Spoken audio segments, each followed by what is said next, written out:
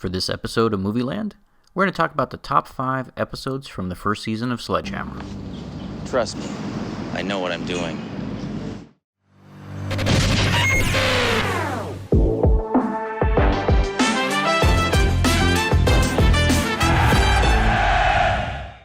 Sledge Hammer was an action comedy that aired on the ABC network for 2 seasons from 1986 through 1988. The show starred David Rash, Anne-Marie Martin, and Harrison Page, and was a satire based on the Dirty Harry film series. The show's humor was a lot like the Airplane movies or the old Police Squad TV show, which is ironic because a lot of the scenes and best gags in Sledge Hammer that appeared on TV in 1986 ended up working their way into the 1987 movie Naked Gun. So I don't know if you want to be charitable and say that the creators of the Naked Gun were paying homage to Sledge Hammer, but there are a lot of scenes and situations in the TV series as well as that film that are almost identical in nature. As a kid, Sledge Hammer was one of my favorite TV shows growing up, and there's no way in hell they'd ever be able to make a TV show like this nowadays. Mass shootings and school shootings weren't a thing back in the 1980s, so all the wild gunplay in the show was fine back then, but obviously it wouldn't work so well on today's TV networks. Okay, so now that I've gotten that disclaimer out of the way, here are my top 5 favorite episodes from the first season of Sledge Hammer. Number 5, Hammer Gets Nailed. This was a fun episode where a TV journalist goes on a ride-along with Inspector Sledge Hammer. You see, statistically, Sledge Hammer is like a super cop with like an amazing arrest record, but in reality, he's absolutely nuts. And that's the running gag for the whole show. He does these absolutely insane things that seem to work out for him almost every single time. His solution for almost every single problem is to just shoot it with his .44 Magnum. You know, if the soda machine isn't working properly, just shoot it. If his TV isn't getting good reception, just shoot it. That's basically the whole premise of the show, and he loves to talk to his gun as well. And they take it pretty far. You know, he's trigger happy, gun happy. He even showers with his gun, sleeps with it. Most of the humor on the show is based on how America is just this crazy gun culture and just kind of worships like the Second Amendment and all kinds of stuff. And that's where most of the humor lies. In this episode, Sledgehammer's car gets stolen, so he commandeers a student driver to pursue it. And I mean, this scene is straight lifted and dropped into the Naked Gun as well. It's basically the same premise. And, but Sledgehammer did it first. And, for a low-budget sitcom from the 80s, they actually did some pretty decent action sequences. I mean, the car chase in this episode was actually pretty good, and it's not what you would expect for most sitcoms. This pursuit didn't go very well. The journalist that was riding along with Sledgehammer was still in the back seat when the car went off the cliff and was badly injured. So the journalist has an axe to ground with Sledgehammer and discredits him and basically destroys his career to where he's demoted to a crossing guard. But this is in the 1980s, and every episode has a happy ending. So even though the episodes were only a half hour long, Sledgehammer completely redeems himself by successfully disarming a bomb and getting things all back to normal and reinstated on the police force. And the 4th best episode of Sledgehammer Season 1 was Dori Day Afternoon. Police officer, what's going on? That man up there, he says he's gonna jump. I'll get a bullhorn and try and talk him down. No, I can handle it. Hammer!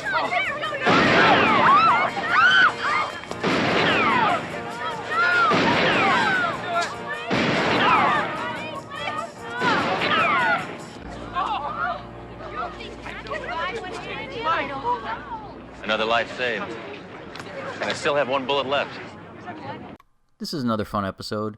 So Sledgehammer's ATM card wouldn't work at the teller, so he actually goes inside the bank, and it's then and there he gets trapped in a hostage situation with his partner Dori. The plot is completely ridiculous, but so was the show, and that was the fun part. Because Sledgehammer shot 5 of his 6 bullets in the opening scene, he's completely thwarted throughout most of the episode because there's 2 bank robbers instead of 1, and he spends most of the time trying to figure out how to make the bank robbers stand in single file so he can shoot the 2 guys with 1 bullet. I mean, it's just that kind of goofiness that made me love the show as like a 10-year-old.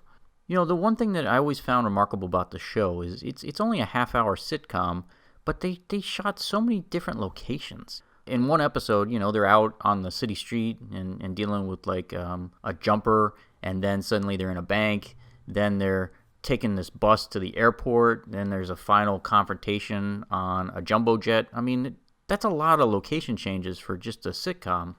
The jokes are nonstop in this episode. In one scene, the bank robbers are shocked at the fast police response when the emergency call is made, and Sledgehammer makes a snarky comment that there's a donut shop around the block.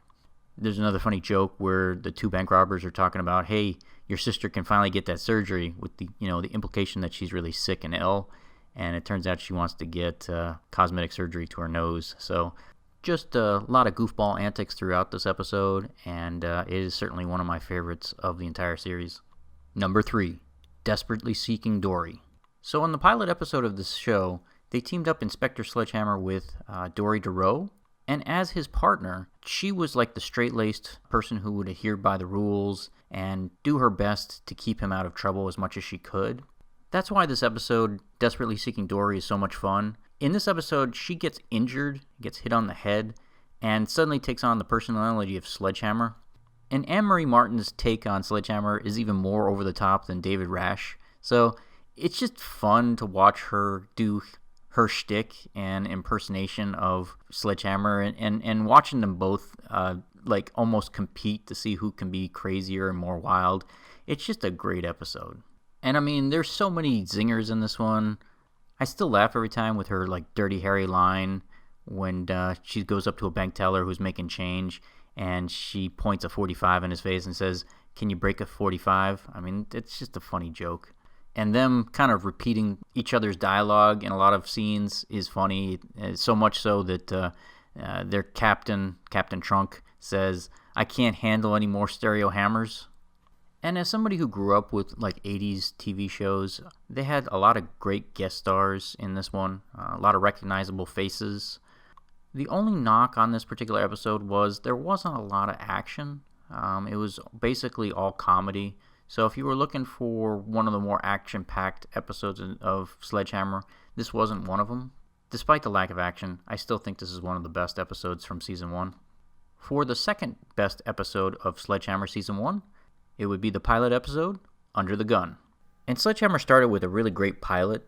I mean, they really did pack this episode from start to finish with a lot of great jokes. From the henchman named Feliz Navidad to the terrorist organization named Avon.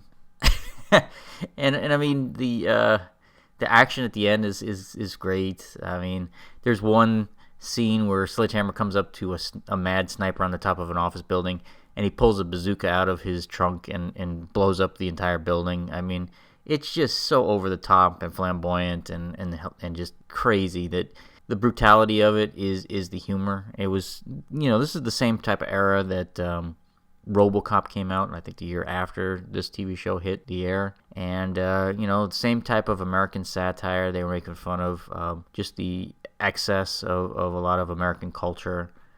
There was just a great attention to detail in this particular episode. For example, there's little Easter eggs. Sledgehammer was inspired by the Dirty Harry film series with Clint Eastwood, and actor John Vernon played the mayor in Dirty Harry. Well, they actually brought back the very same actor to pretty much portray the same mayor character in Sledgehammer, and it's great to see him again.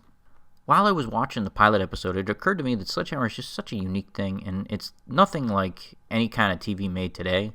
I mean, it's like a situational comedy, but it's got a lot of action to it. A half-hour action show is just such a unusual formula, but it works for Sledgehammer because every episode is, after commercials, I think it's like 22, 24 minutes, something like that, and they're so quick, and the pacing is so tight because they have such a short amount of time to work with.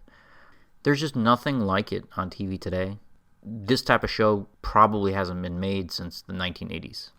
And now, the best episode from Sledgehammer Season 1, at least in my opinion, The Spa Who Loved Me. What can I say? Let me present to you the greatest season finale of any TV show ever made. Hammer, you can't defuse that bomb. Trust me, I know what I'm doing.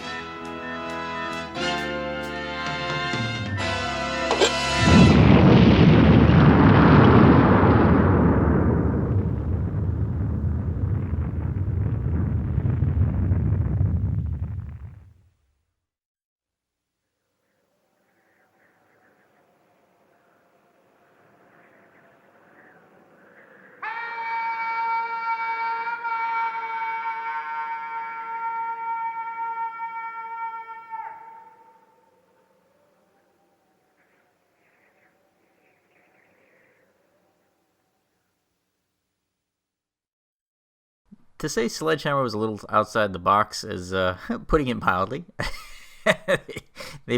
they blow up the entire cast with a nuclear bomb in the season finale, and when they were making this episode, they were supremely confident that the show was going to get canceled at the end of season 1. So they just threw everything at the wall, and it's just such a crazy episode from start to finish. So the storyline for this episode was pretty wild. A bunch of women who work at a health spa hijack a military transport and steal a nuclear weapon, and then Sledgehammer and Captain Chunk and Dori have to try to disarm the nuclear weapon, and as you can tell by the scene I just showed, it didn't go very well.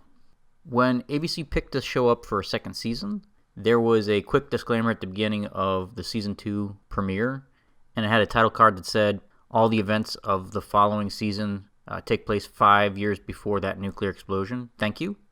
And in the Sledgehammer titles, it was Sledgehammer the early years. And that's how they addressed the nuclear explosion.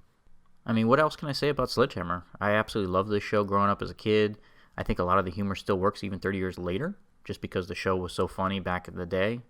And, you know, a lot of these jokes and gags that debuted in Sledgehammer ended up working their way into the Naked Gun film series. So, obviously, you know, the producers of the Naked Gun thought the humor was working for Sledgehammer because they borrowed so much from it. Thanks for joining me for another episode of Movie Land. If you enjoyed this episode, don't forget to like and subscribe.